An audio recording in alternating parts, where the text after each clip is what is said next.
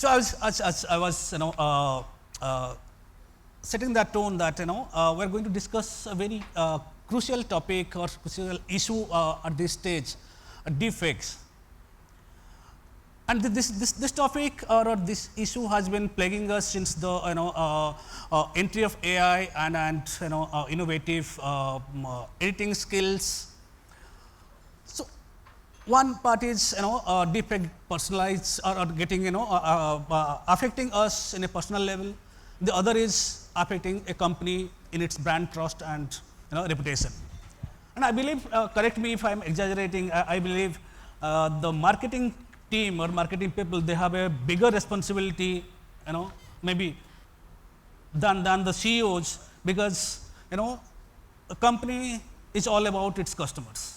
Profit comes maybe next, or the bottom line comes next, but it's all about their customer trust, their faith. That's how you keep on running your business and tell them your new stories. And when those stories are getting affected, and in a way which is difficult to detect at a normal pace to a naked eye, and then normal human being, it's very difficult to detect whether it's real or fake. I would like to discuss that with you, and how you are going, doing that, or what are the strategies you deploy to manage your brand reputation at your organizations. Before that, I would like to ask my panelists if they have any examples of or they have come across any instance that deepfake has affected their company, customers, or in their ecosystem. Anyone can start that with. Maybe I would like to start that with Vinny. If you have come across any instance, any incident, any Sure. I think my first instance on a personal level with deepfake was that I got a WhatsApp from my CEO, right? So obviously the WhatsApp profile picture was hers, her name came, but when I opened the WhatsApp, I was like, why is there and she was asking for some information from me. And I thought that why would she touch base with me directly? Because usually, when there is a project going on where she is directly involved with me, she would definitely reach out to me. But there is nothing that is ongoing where she is involved directly with me. So I was a little bit surprised, right? And but I realized that this was not her. There was somebody who was impersonating instead of her. And that started happening with multiple colleagues of mine, right? But we were obviously aware about it. But that was the first instance where, the next time when I actually got a WhatsApp from her, I called her up and I checked, Nike, is it you? And she was like, yes, I wanted this from you. So when this kind of instances happens, right, howsoever you try to kind of rub that off your customer's mind, but they will still have a doubt in their mind, right? I am sure you must have, heard about this Morgan Stanley's crypto, that happened, and after that, even if it was faked off that this was not real, but people still Googled that, is he related to this? Is he into crypto? So I think that these are some of the instances that I've read, and one of these instances, and I think I've heard in my community or among my friends also, that this is becoming very, very, happening very, very often now.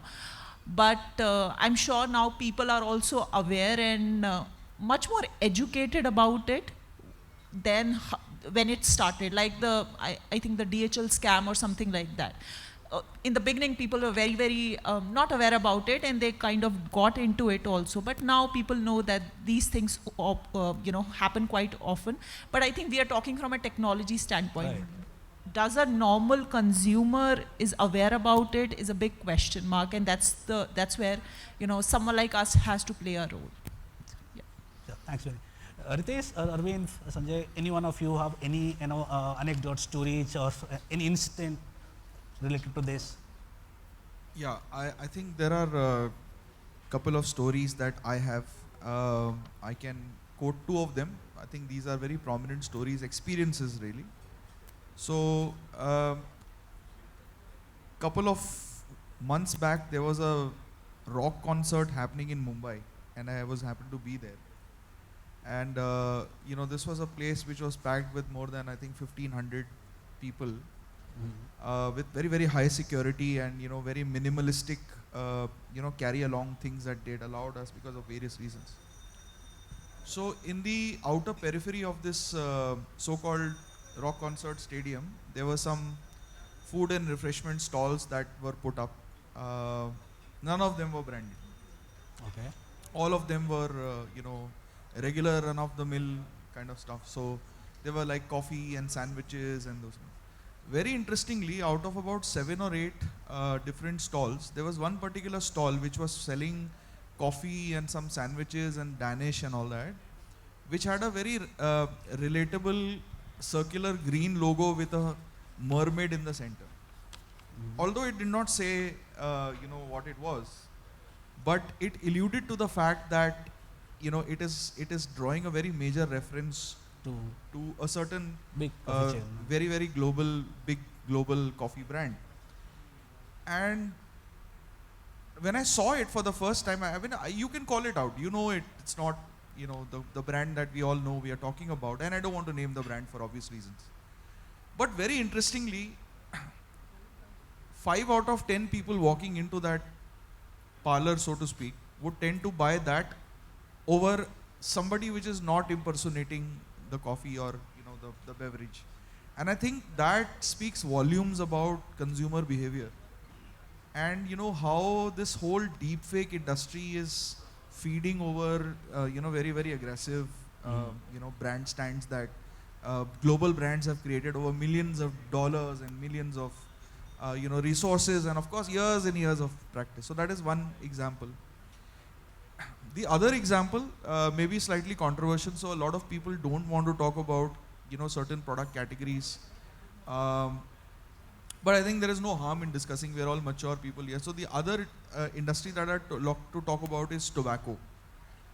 So as a matter of fact, due to jobs etc., we are often find ourselves traveling to tier 2, tier 3, sometimes even tier 4 markets. And no shame in admitting that I personally use tobacco, and as a matter of fact, we run out of certain quantities, and one had to go to a kirana store and buy some specific brand of tobacco. And the moment I consumed it, at that very moment I realized that this is not genuine. Rather, should I say it is spurious. The next reaction, of course, was to throw it away. But there was a little bit of you can say concern, or there was a little bit of lack of trust, or you can say a little bit of anger in me, saying that how can such a large tobacco brand, which is known for its distribution prowess, allow such a thing to happen even in a tier 4 market like this. Fact of the matter is, it's in your face. It is right where you want it or you don't want it. It hits you. Sometimes you don't even realize that it hits you. So we are all surrounded by deepfakes. I'm sure some of my friends will want to take slightly elevated examples of how it is happening on digital, but these are 2 real life examples I wanted to quote. Absolutely. See, why we're discussing these stories, the example that Vinny shared, that she got an SMS or WhatsApp message from her boss or CEO asking for money or asking for any favors, and you don't when this message comes from a CEO, you really do not check that, because you see that the kind of language she used to write and name and everything, you immediately jump into to take the next action, that transfer the money or send that account details or customer details. Many people have done that, and I'm sure in corporate world, everyone might have come across this kind of examples or situations. Coming to the next, from these examples, I would like to ask Sanjay. I mean, you are managing the brand reputation and of a very big global company. how are deepfakes affecting the brand trusts or consumer perception towards your brand, right? Because something comes up and then the consumer starts believing this is about maybe your company, SAP or any other company. Well, thank you very much for having me here. Well, I feel that as a marketer, you have 3 R's to manage. And the third R, which is sometimes we keep as number 1, is revenue, but that's a byproduct. The other 2 R is relationship and reputation.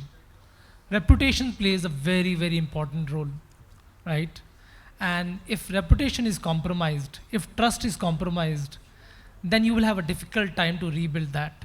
So it's a huge implication of any form of reputation damage that can impact the brand for a long run. So I think it's very, very critical to important to make sure that you keep, protect like anything else, your brand reputation. Then everything else falls in place. And how you go about doing it, I think we have heard about deepfake. This was almost so common in the political scenarios. It was common in celebrities also. But has started to happen in B2B space as well, right? Which is not so, I would say B2C, and maybe those celebrities, politicians, it still have, there is some glam value to it, right? Even the B2B space, there is a lot of fake which has started to happen.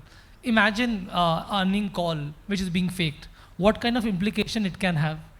Imagine a fake interview of an analyst impacting your product review, right? So which could be which could be doctored by someone else, right? So I think one is there is no denying that you cannot control this. What you have to do is to keep getting smarter and smarter, and use the same technology to prevent it, right? At a certain amount of time, human will not be able to match the machines. Use the machine to counter that. That's my view. And Arvind, Arvind represents one of the oldest companies, that we are having on our panel. And this is the oldest company and still functioning and thriving because of its brand reputation. So at this digital age, when everything can go for a toss in a second, right? How do you see this deepfakes are affecting you, or there are potential of or the threat is always looming over your head to manage your brand reputation and customer trust? So thanks for this question, and I'm glad you mentioned it. NEC is a 126-year-old company, and it's not an old company, it's a startup, because we are always innovating and we are always inventing, creating new products and solutions. For us, and I'll begin with the values and the culture of an organization which has stood the test of time. For us, security, specifically cybersecurity, and my friend, my CIO, Ashish, is there, and he'll be really happy with this, because he and I have stitched a risk register which clearly places cybersecurity risk, which includes all the possible channels of communication, as risk number 1 for the organization. Okay. So that's how we safeguard ourselves, through a playbook or through various SOPs that we have defined. Part 2 to the question, and couple of points that my friends raised here. We are always talking about the output of wrong WhatsApp and some made up video. The input is digitization, and the input is purely because that everyone who owns a smartphone is a pseudo marketer. Yeah, true. So marketing till yesterday, branding, communication, content creation used to be limited to maybe just a bunch of us or maybe bunch of you. But now everyone is having a smartphone and having the same set of tools which can be played around with. I clearly agree and completely agree with one of the points that he mentioned was how can we stay ahead? We can stay ahead by simulating some of those scenarios in our own environment, जो हम हिंदी में बोलते हैं कि जहर को जहर काटता है. So if you can inject some of those scenarios and see what are the threats that this scenario is giving us, I think that's where a clear-cut participation from organization, employees, partners, customers will come in handy. Correct. So we talked about this problem, like deepfake and how it is affecting. We'll also like to know from the same people, as Sanjay said, we can address the challenge or the problem. That the answer and the question lies in the same tool or same technology. With Vinny, maybe how your team, what are your team doing to ensure content authenticity, and it's not going to be, how it is, you are maintaining that authenticity or genuineness of that content, which is going to, you are spreading out to your customers, consumers, overall, outside. What are the steps you are taking to stop deepfakes affecting you the way it is affecting the other markets?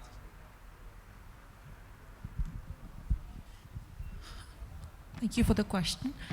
So I think the first step is basically, as everyone on this panel is saying, we cannot stop it, right? And the more we try to stop it, it kind of comes back to us. So I think the first step for us is just be vigilant and mindful of what we are putting in, keep our eyes and ears open on what is happening, what kind of content is coming around, what is the message that you are going to give it in the market, right? Also educating your own internal teams, right? They'll be only able to map, control, and stay vigilant on what is going to the external or what is going in the public domain if they themselves are educated on the do's and don'ts of the deepfake, right? I think not only your teams, I would not say only the marketing teams, but also all the other teams, because they are as much responsible, right, for maintaining the kind of trust that our customers would have on our companies.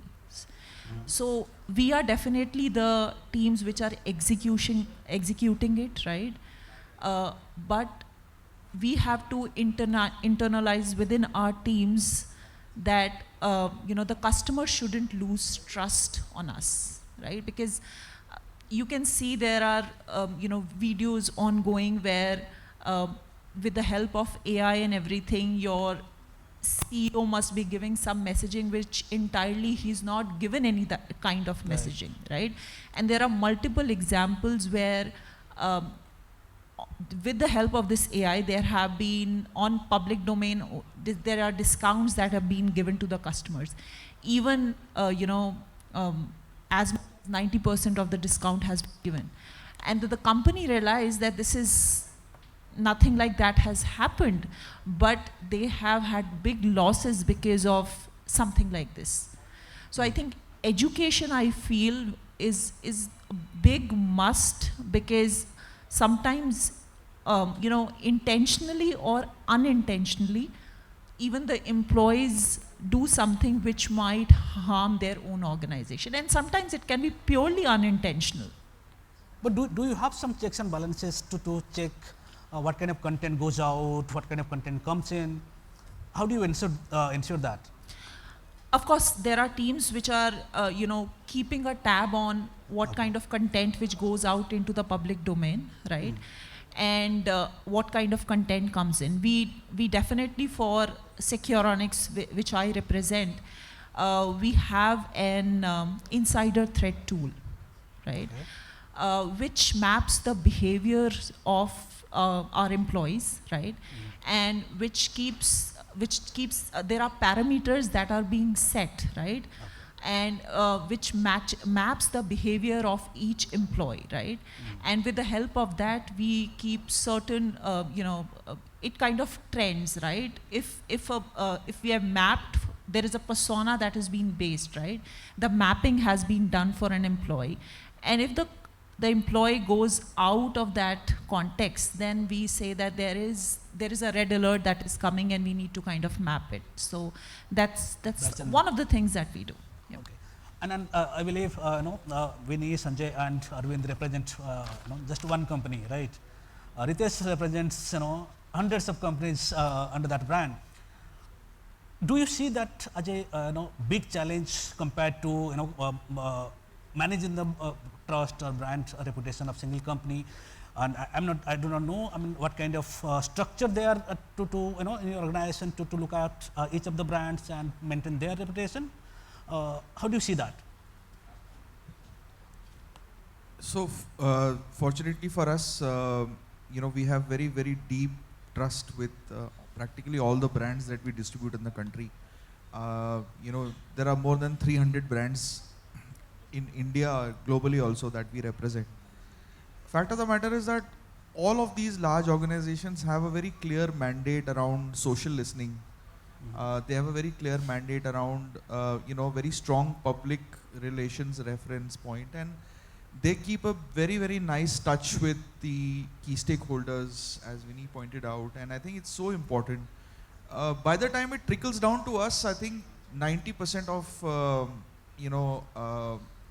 the reputation management is kind of taken care of. But I like to tell you by example, how this affects us as in Redington. So very recently we came across a case where there were certain cardboard boxes, corrugated boxes, which had products in them, which unfortunately were not distributed by Redington, and they were lying around in some warehouse where there was a non-authorized channel partner was trying to sell it to some other channel partners in the ecosystem. The point of, and this is remarkable, the point of reference to make that product look very genuine was that on top of that corrugated box was a typical Redington sticker that talks about the kind of quantity serial number wise that exists in the pack. It was completely fake. And the moment it came to notice of one of our authorized channel partners, they obviously called us saying that, I am in possession of such and such quantity. Can you confirm whether this is genuine or not? And with a very simple 3D scan, we were able to identify that this was not genuine, right? But the thing is, we did not just brush over our hands over it. We obviously, first of all, told that respective channel partner to avoid engaging in commercial, procurement of that particular stock, because we don't endorse it. But at the same time, going forward, we added certain layers in our stickers, which originally was created for mapping and transferring stock from my warehouse to other warehouses. But now we added a hologram, which was practically impossible to replicate. It does cost some money, but at the end of the day, it's our responsibility to the channel partner ecosystem, which by the way is my customer system. So I want to be true to my customer when they buy or when they come across a certain product package, which is Redington. I want them to have full faith in that product. So just to summarize, I think deepfake and some of these spurious activities have been happening for a fairly long time. On digital, it happens even more. I'll quote an example. So very recently there was one digital entity which was posing in the market saying that I'm an authorized reseller of, or should I say broker for Redington stock. And he collected crores of rupees from, investors in India and household investors in India on the name of Redington, and they did not deliver the promise, and this was highlighted to us. We fought a case with them. We also, released several advisories in the market. We also mentioned it exclusively on our website and others. But the fact is that it's very sad. I mean, people did lose money. People did kind of get a dent in their understanding of Redington. But when they, at the end of the day, you have to come clean. You have to be able to present and talk in true value and honesty, saying, look, there are some things which are in our hands and some things which are not. So these are some of the ways in which we can actually mitigate. Arvind, how does your team handle that? So I think his life is still a lot simpler because he can control the physical infrastructure and the boxes and the physical devices. For us, it becomes even more difficult because we don't have anything which is, Right. touch and feel, tangible. Um, Taking a cue from what he touched upon is, I'll tell you the SOPs that we follow. Every morning we get all the possible news, alerts, mentions in the social media. There is a report that hits our mailboxes. Wherever NEC has been mentioned or any of the critical customer initiatives or projects or customer names have been mentioned, that hits our mailbox. And that goes through a business-wise scanning. Point number 2, there is a social listening on all the third-party platforms, which is through ORM and multiple other tools that we use. And I would not like to name the tools, but there are all AI-enabled tools that we use. Wherever there is a mention, even on like say Glassdoor, Quora, Ambition Box, or some of these third-party portals, or even on Google. Third, any of the internal communication activities, because the communication rolls up to us, we make sure that there are authorized channels which are controlled by us that are taking the communication to all the employees. Even if HR is supposed to send out a communication to just around payroll or appraisal, they will come to us and we will then send it out in coordination with IT so that we can control the channels. The larger issue or the larger solution that I'm trying to highlight here is how do you control the output? Output can be controlled if the input is owned by you. If the input is not owned by you, you will not be able to control where the message is going out and who is doing what. One of the key initiatives that we have taken is that we will make sure that even a slightest of social comment on any of the handles has to be scrutinized, has to be established that is this a genuine person or not? Okay. There are instances where people are creating fake IDs and they are trying to tarnish the brand image, or there may be a disgruntled employee of the past, or somebody who, competition, or somebody like a partner who may not be doing business with us anymore. Anyone can stand up and say something. So these are some of the measures that at least we take as a standing instruction for all of us the moment we turn on our laptops till the time we are active on our mobiles. Thanks, Arvind. Sanjay, I'll come back to you on another challenge. We all dependent on our customers, and we try to treat them, nurture them over the years to there comes the issue of we provide personalization services or maintain that, and at the same time maintain data privacy. So how do you balance that? Well, before I answer that, let me make a controversial statement, and this is my personal view. I think deepfake is not bad. It is not bad? It's not bad. Okay. Deepfake is, if I can alternatively name it, is synthetic content, right? It's like greatest equalizer. I remember when I started my career, internet was becoming a mainstream, and it was the greatest equalizer for companies to get into the big boys club. You can punch above your weight, right? You have access with internet, with e-commerce to reach out to multiple places which were only allowed by big boys. So I think AI is providing the same sort of tools to startups, to smaller companies to leverage that. Look at the possibilities which are there. I think customers are tired of same set of content being delivered to them without any personalization. If you have a hammer, you're looking for a nail only.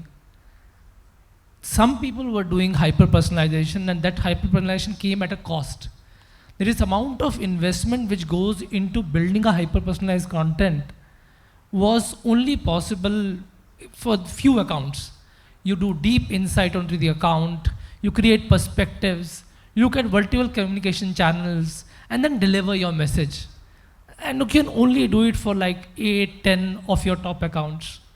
But the amount of possibilities that, if you call deepfake, I call it synthetic content, has opened up is not funny, right? Now we exactly know in terms of what the customer is looking for. There are intent data which is available. There you have your own reality which is available to you. How the customer is engaging with your content. As a marketer, it has opened up a new world for me, right? What I used to do it for my few accounts, I can do it for like hundreds of accounts now. And I think, but of course there is a very thin, fine line. Absolutely. Getting into a data privacy part.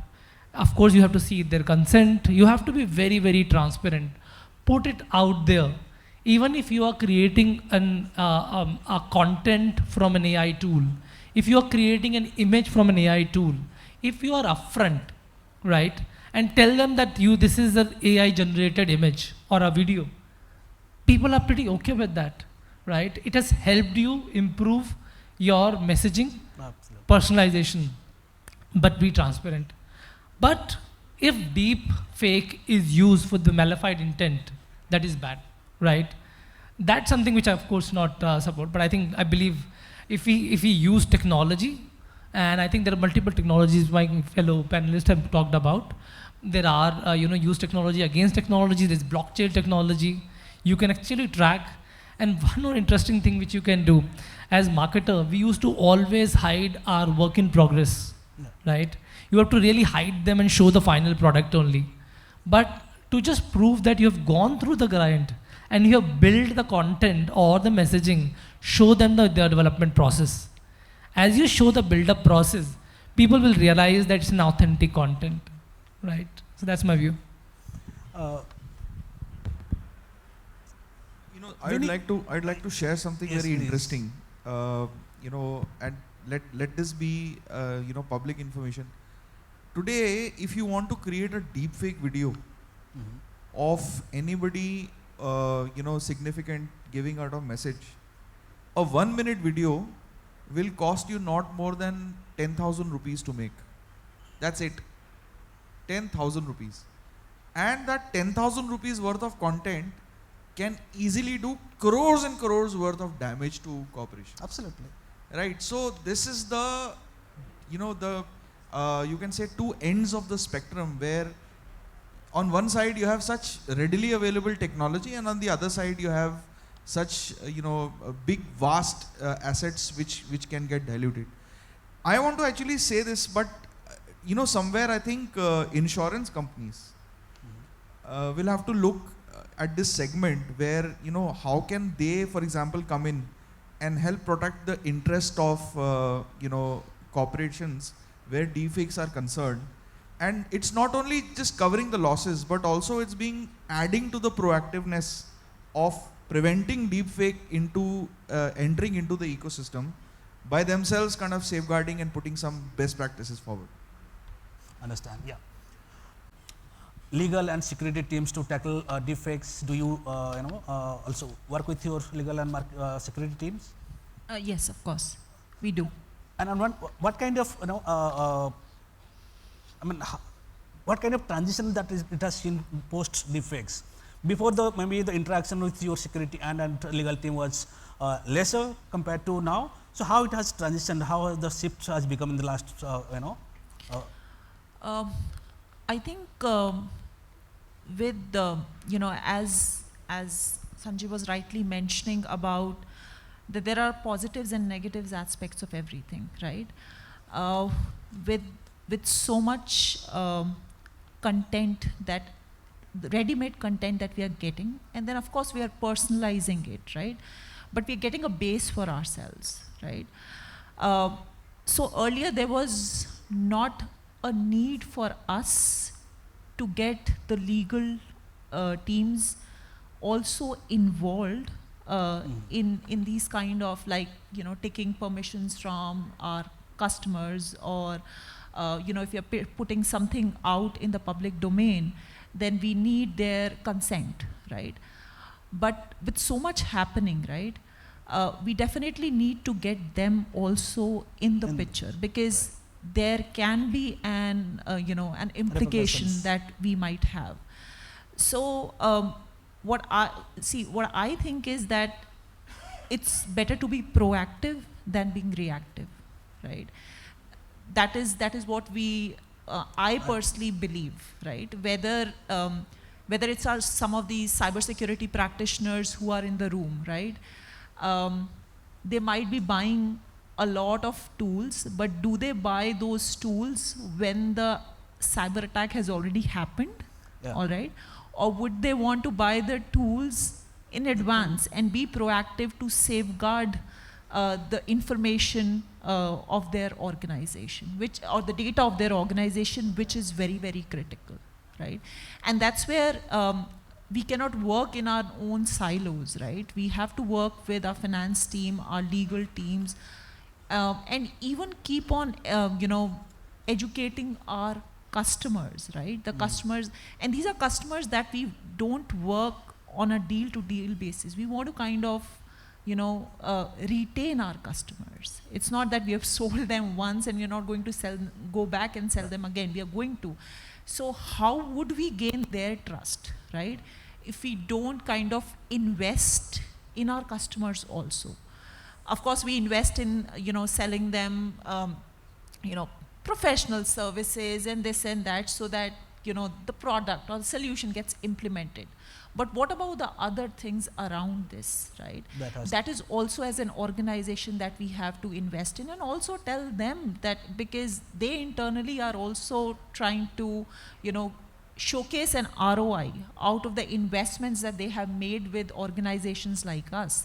So we have to tell them to be very prepared, be proactive, instead of taking a decision when the harm is already being done. Well, before we wrap up this session, I think why should I have all the fun of asking questions? If an audience has any questions related to Deepfake, or if you are in the marketing profession, you want to understand how you can handle those situations. If anyone has any question, please feel free to ask. Ladies and gentlemen,